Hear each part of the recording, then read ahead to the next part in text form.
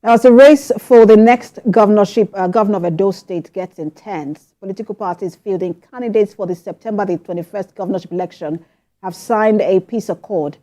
Now, though the People's Democratic Party and its candidate for the election, Aswe Ighodalo, did not sign, other parties, including the All Progressives Congress and its candidate Monday Okpebholo, signed the peace accord. The Labour Party and its candidate Olumide Akpata signed as well. Also speaking, the chairman of InEC, Professor Mahmood Yakubu, assured that InEC would continue to play its part in line with electoral laws. Professor Yakubu thanked the Peace Committee for bringing the political parties and their candidates together to agree to a peaceful election.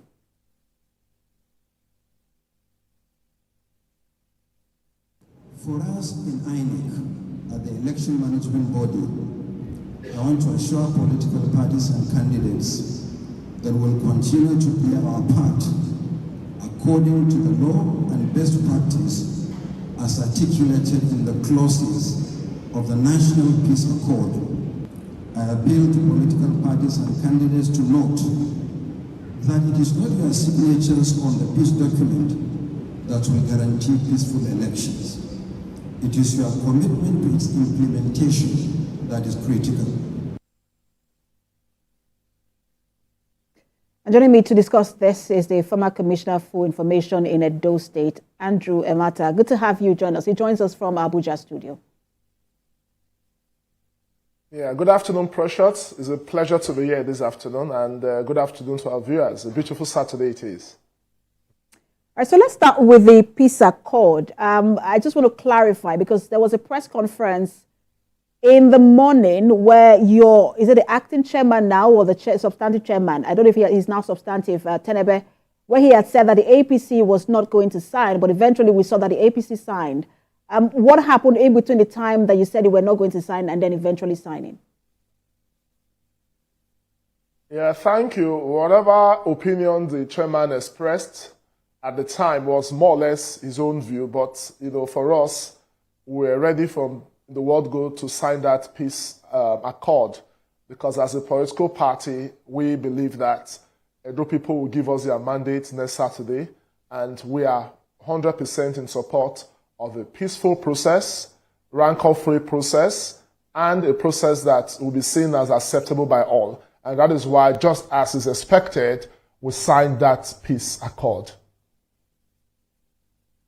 And I know you already started touching on it, but how committed is the APC to the peace accord and then peace generally in Edo State? Thank you. We have always been a party of peace. Remember that when that incident at the airport transpired, when candidates and the deputy governor in the process of exiting the airport, we attacked, and the orderly of our candidates, Senator Monday Okpebholo, was killed, Inspector Akor. We didn't take laws into our hands. We petitioned the police, and so far, some of the culprits, some of the suspects have been arrested. Unlike the other party, PDP, who is the government in power, if they were the ones that were at the receiving end, I know Edo State would have had serious crisis. It was even as a result of that incident, when the police started doing their investigations, that the governor threatened that a rally of members of his party, that if any of the supporters who were involved or who were allegedly involved in the killing of Inspector Akor, that's the police orderly of Senator Monday Okpebholo, is arrested, that Nigeria will burn. You heard the governor say that. So APC, by the singular act of signing that agreement, we are reaffirming our commitment to peace and a free, credible, and fair electoral process come next Saturday, because we are the party to beat in that election. You say that you are committed to peace, and then the allegations from your ends towards the PDP, but you know that the allegations and accusations go both ways. They have also accused your party of, arbitrarily working allegedly with the police to arrest some of their members and elders in the party, and then, keeping them in Abuja, and then for a really long time. And then they also say that one of their local government chairman in the Edo Central was arrested and has not been released even as we speak. I don't think it's correct. There are two incidents, and I don't want us to mix the two. First was that incident at the airport. Some of the culprits were arrested. But there are still some others that the governor is shielding. Just 2 days ago, the governor arranged some lawyers to go and get an interim, order from a vacation court just to prevent the police from doing their work. And that is very unfortunate. And I asked myself, what kind of order is that? The chairman at the time was being arraigned and the court had remanded him. Then in the evening, we saw one order from an Edo State High Court flying in the social media. And I'll tell you why it is so. About 8 judges were recommended last year by the National Judicial Council. Because Obaseki was not comfortable with those who were recommended, he refused to swear them in. He compelled about 5 of them to do his bidding and swore those people in and refused to swear in 3. So we found a situation where the entire organs of government, the legislature, is in the governor's left pocket, the judiciary is in his right pocket. But the only thing he does not have in any of his pocket is the police. And that's why they are crying blue murder. The immediate past commissioner of police was there at the airport when that incident took place. Instead of using the normal exit gate, he used the entry gate because he knew that they had stationed some vigilante people to lay an ambush. So the former commissioner, who was on the payroll of the governor did not have issues with him until he was removed. Because the present commissioner of police have refused to cooperate with him in their plan to rig the election, he's busy crying blue murder. There was also that incident that took place in East and West, where members of our party, the APC, were in a rally. The local government chairman, because he felt threatened that it was his ward, his community, Ile, sent thugs there. They injured a whole lot of them. And of course, those photographs are in the social media. A married woman was even assaulted physically and injured. So the matter was reported to the police, and the man was arrested. They even found some firearms with him and some of his boys. The investigation went through, and the matter was taken to court. As we speak, they are being remanded, and you still have some of them running. And these fugitives, some of them are being housed in government house. I've mentioned names of some of the individuals in the past. One, Comrade Odion Laye, who is from my local government. That's a man that goes for political meetings carrying the pop action gun. In one of the meetings I attended when I was in the PDP, I confronted him. I would like you to restrain from making those very categorical, calling names and making those very categorical accusations. No, with profound respect. This was a man who openly said at a rally that Edo State would burn if somebody does not emerge winner. It's a matter of fact. I'm not talking, it's in the public domain. We also would like to get some of the reports we would take are the reports that will come from the police on this matter, and then whatever they put out, we will take them as the truth, but not just from not from you, because you are also a political player in the field. So restrain from those kind of allegations. But it does not prevent me from saying the truth. Well, it cannot be verified, so I would not let you say that on this platform until it is verified by the police. It is your viewers that will now go on the social media to verify if what I'm saying is true or not. Not you as the anchor. We don't get our reports from social media either. But let's move on with the conversation. I was talking about how the allegations go both ways, and you already started speaking to that. But I also wanted to ask you: are you willing to also put your supporters in check as well, making them understand the impact or the importance of the peace accord? No, certainly we always try to encourage members of our party to play according to the rules. Even when one of our members, as a spy police, made certain statements in that particular regalia, we reprimanded him.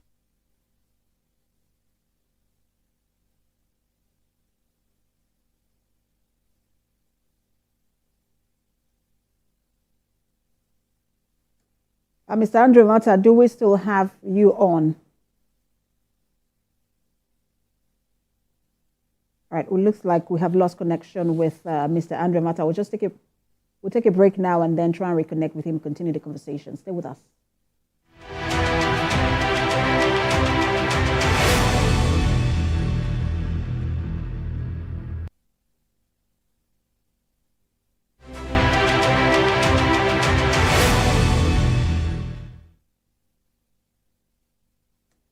Thanks for staying with us. We've been speaking on Edo elections, and we'll be speaking with the former Commissioner for Information in Edo State. He's joining us from Abuja, from our Abuja studio. Mr. Andrew Mata, thank you so much for staying with us. Of the importance of staying with the rules and playing according to the rules of engagement as far as this election and the electoral process is concerned, particularly now that we're in the final moments of our campaign. And just to say that even when one of our supporters wore a police spy uniform and made certain statements, of course, we did our own internal reprimand, even when the police made certain statements concerning it. And he was compelled to tender an unreserved apology and assured that he would refrain from acting in that particular manner. So as a political party, we tried not to do anything, much as in most of these incidents of violence, we are at the receiving end.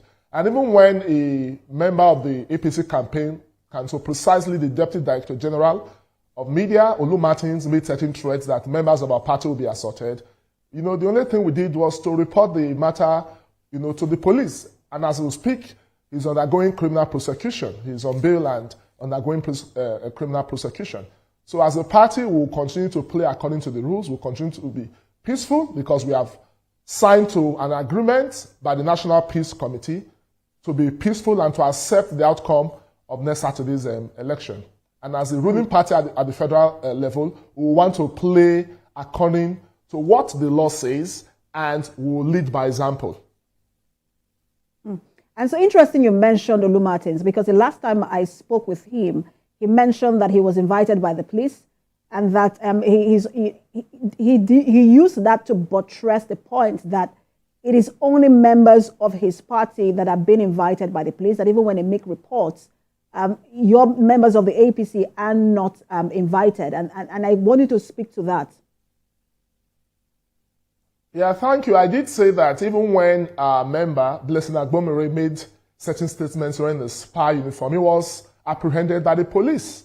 He was made to give an undertaking, which gave birth to that letter of apology that we all saw in the media, both real media and in the social media. So I don't think what Olu Martins said is true, because he didn't say that he didn't commit an offense. Yes, he admitted he committed an offense. It's only when you commit an offense that you'll be apprehended. There's no instance where an APC person was said to have committed an offense and the police turned a blind eye or looked the other way.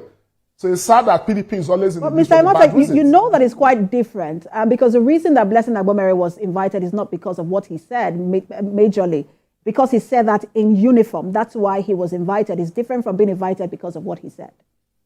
No, with profound respect, if you commit an offense, right, making a statement wearing the police uniform, I don't know the particular provision of the Police Act that criminalizes it, but if it's an offense he has committed, the police have invited him. So I think it's better we allow the police do their work. You see these people, they were happy, they were celebrating. When Blessing Agbomere was arrested, in one breath they were celebrating, but in another breath they are complaining that members of their party who have allegedly committed a criminal offense should not be arrested by the police. So for me, PDP is just pushing was it not because of because, I mean, even if you support a particular party as a security agent, you're not allowed to publicly display it.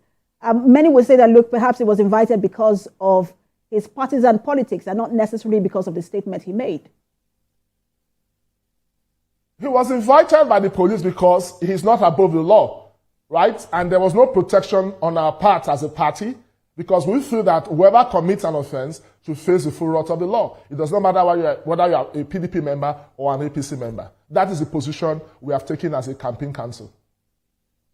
So the fears that the PDP is expressing goes beyond just security. I want to take a statement by their chairman, Isaac Bemi, who had earlier raised alarm over the deployment of Dr. Anubum Onoha as the resident electoral commissioner for Edo State. And then he says that, Onoha is an associate of the former governor of Rivers State, Nyesom Wike, and that's, concerning for them. And I want you to also get your thought, because they are worried about the impact of that on the outcome of the election. I mean, I will not go into the details, because that allegation, the FCT minister addressed it yesterday on a live program on Channels TV, where he actually said, yes, even if it's somebody related to me, but this was the same group of individuals, that's the governor of Edo State, who was complaining about it. And I think what the chairman did was just to re-echo it. And the candidate came to see him twice in Abuja. This person was appointed over 1 year ago. The question is, if they had issues with that, why were they asking Wike to support him? meaning that they wanted Wike to support him because of the relationship he has with the chairman, so with the REC. So it's a case of double standards. And besides, this man has been in office for over 1 year. The PDP candidate applied to him, right, for his voter's card. Because before the primaries, he did not have a voter's card, and he applied to this man. This was the same person who gave him a document that we believed is forged. They got an advantage from him. Those were the documents they tendered in court. Much as we know that, at the time, it was a dummy card they gave him. So at that time, they didn't complain that it's related to Wike when they obtained that voter's card for the PDP's candidate who has never voted before in Edo State. So these people, they are just trying to be more Catholic than the Pope. They have received many benefits from the man. Now they are not trying to call a dog a bad name just to hang him. So for us, we are comfortable with the way InEC has conducted itself so far. We are comfortable with the way the police have conducted themselves so far. But what we are asking for, the process should be seen to be free and fair. PDP have benefited from the same InEC in 2020. Obaseki benefited from the federal government of Buhari because at that time, he had a good relationship with Buhari. He did have issues. In 2016, when he contested, when he was still a member of the APC, he was comfortable with the arrangement because the commissioner of police at that time, he didn't have issues with him. In 2020, so why is it crying blue murder? Because he's not getting support from the APC federal government. The election we hold on Saturday, and I know people will come out. The police have assured us that it will be a peaceful, free, and fair process, that the police will remain neutral, and INEC is ready for that election. The PDP said somewhere that they are going to boycott. We heard it in one of their meetings. It is their right to boycott. They had local government elections in Edo State. That election was organized by appointees of Obaseki. Most parties that were not comfortable boycotted. So PDP boycotting will not be news. It is their right to remain in the race. It's their right to also tell their supporters not to be part of it. But so far so good. The electionary process has been peaceful, apart from one or two violence orchestrated by the PDP. And we expect that on Saturday, those people will come out to vote for candidates of their choice. And we are appealing to them. We have a senator from Edo Central who is our candidate. He has done very well as a senator. Before he became a senator, he was a humanitarian. That's the kind of person we want. He's a homegrown person. He's a people-oriented politician. And that's the person that those people are saying they want as their governor.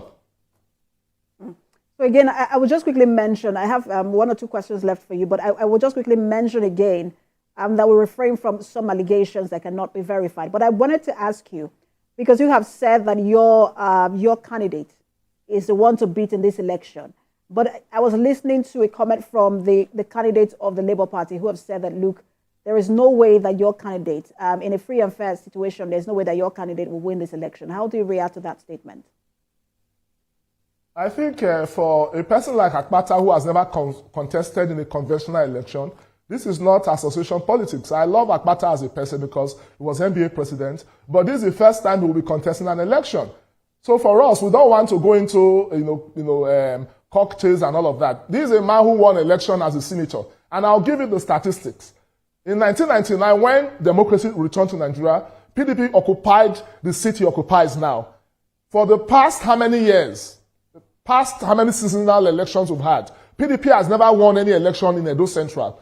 Or rather, PDP has never lost any election in Edo Central. They have occupied that seat for over 20 years, until last year when Senator Okpebolo contested the election and won. He won in all the 5 local governments of Edo Central because the people saw him as a humanitarian. He defeated a sitting senator across all the wards of that particular senatorial district, across all the local governments in that senatorial district. He brought a new winning streak. And at the end of that electoral process, his opponent, Senator Odia, conceded. And the good news is that Senator Odia's colleague in the Senate, who is from Edo North, will be joining our party, the APC today. Senator Francis Alebikena will join our party at the rally. The vice president already has arrived Benin. We have many APC governors, including the governors of Kwara, Kogi, and other states who are there, and Lagos State, who are there to support our party. So his colleague in the Senate at the time, Senator Francis Alemekina, is leaving PDP to join us. So it shows that PDP is a party to beat. I don't know where Olumide got his assessment from, but if there's an election today in Edo State, there's no way Akpakomiza will not have more than 80% of the votes, because although people see him as a homegrown person, they see him as a humanitarian. As a senator, he has performed excellently well. The Benin road that has been in a very terrible shape, he moved a motion on the floor of the Senate, and that motion has received attention by the federal government, and work has started in earnest on the eastern axis of that road. And apart from that, many communities have benefited from his humanitarian intervention. He has sunk boreholes, he has rebuilt schools, areas where government has failed, he has intervened. Even as a sitting senator, most of the abandoned roads and new roads are being constructed by him as senator. These are things meant for the executive arm of government, particularly Edo State government. Areas where Edo State government has failed, he has intervened. That's the kind of governor we have, that will give human face to governance. Not a governor that will bring his friends from Lagos, not a governor that will support a candidate who has never voted before in Edo State. I mean, it is not done. You don't enter a school from JSS1 and you want to be the school prefect meant for those in SS3. So, as our candidate has said elsewhere in the BBC interview, both Akpata and Aso Ighodalo are baby politicians. Mr. Andrew Avata, you said something that I want to quickly, before I ask you my final question. You mentioned that I think it was an error that the PDP is the party to beat. I want you to quickly correct that before you start to trend on social media.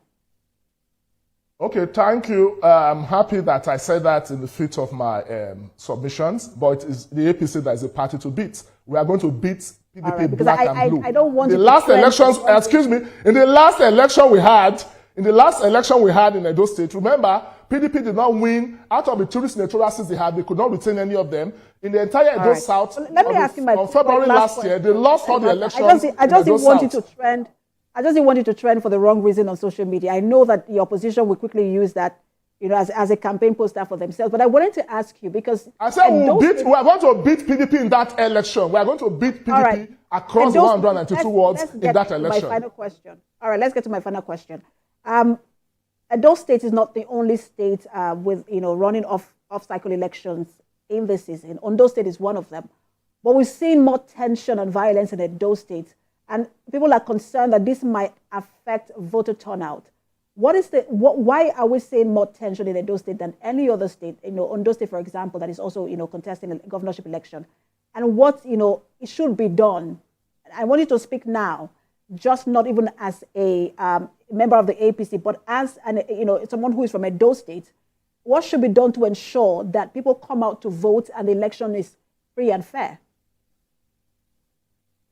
I think initially there were certain challenges which border on security, the use of arms, proliferation of weapons, the fear that, you know, politicians were keeping or storing arms and all of that. But I think the ban by the Inspector General of Police in the course of the week of the Edo Security Network, believed to be the private army or the police of Obaseki for the purpose of election, I think that will, to a very large extent, reduce the tension. Because now the police have said, once you are found with a firearm, you will be apprehended. So that nobody can now hide under the guise of, oh, I'm a vigilante member. So I think that will go a long way. And again, we should know that it is the parties that produce candidates, not a government. So I think the Edo State government should not see this election as a do or die thing. The rate at which the governor is involving himself, he was the one that told General Abdul Salami that his party, even days before that, you know, particularly on the eve of the signing of that peace accord. I mean, making that kind of a statement is, for me, totally, you know, unacceptable. A governor should not make those kind of statements. You are sending the wrong signal to your people. At the moment, you are not governor of PDP, you are governor of Edo State. So I think the governor should be called to order by members of his party's leadership, because this election will come and go, but Edo State will remain. I will encourage our people on election day to come out. Nobody will molest them because there will be security. We are going to have members of the police and other security agencies to ensure that lives and property are secured. At the end of the day, the person that will emerge as winner will be governor of the entire state, not governor of his political party or of his supporters. And I can assure you that that election will be won on the basis of popular votes. It will not be an election that will be subjected to government intervention, because it is Edo people that will make that choice, not the Edo State government, but Edo people. So I will encourage our people to come out and vote for Senator Mondo Bebolo, who is a man that people see as a we man do of have peace. to leave it there. We need somebody that will unite our states, because our state is highly Mr. divided Andrew, under my our apologies. We need a government You're that will moving unite to our campaign, states. but we do have to leave it there. Thank you so much for your time. Pleasure having you on. Former Commissioner for Information in Thanks Edo for having State, me. Andrew Emata. Right, let's take a break. When Standpoint returns, we'll move to another election, but this time in the U.S. Stay with us.